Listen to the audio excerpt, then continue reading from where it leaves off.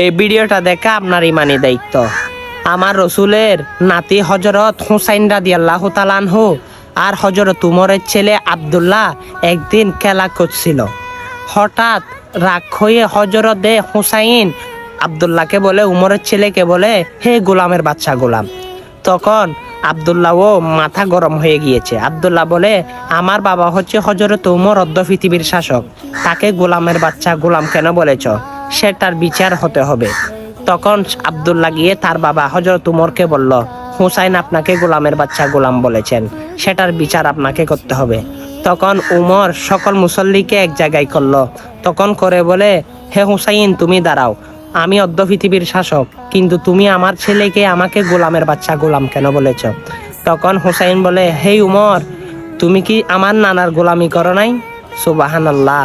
হযরত উমর দুইটা চোখের পানি ছেড়ে দিয়ে বলে, এ হুসাইন, আমি তোমার নানার গোলামি করেছি, তুমি দেখেছো সেটা কি? তুমি একটা ডকুমেন্ট দিতে পারবে, সার্টিফিকেট দিতে পারবে?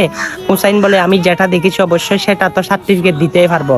তখন একটি কাগজের মধ্যে লিখে দিল, আমার রসুলের গোলামি করেছে, আমার নানা জানের গোলামি করেছে হযরত উমর, তাই আমি তাকে গোলামের বাচ্চা গোলাম বলেছি।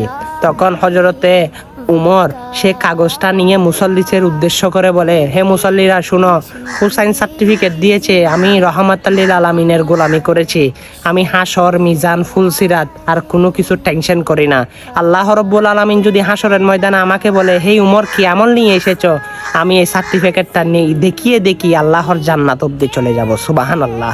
দেখেন, হুসাইন জান্নাতে যুবকদের সর্দার, কিন্তু হুসাইনের সার্টিফিকেট নিয়ে হযরত উমর জান্নাতে যেতে চায়। আপনি সে হুসাইনের জন্য কি করেছেন? কিছু তো করতে পারেন না।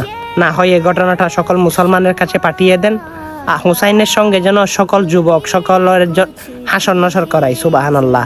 ভিডিওটা শেয়ার করে দিন। আমিন।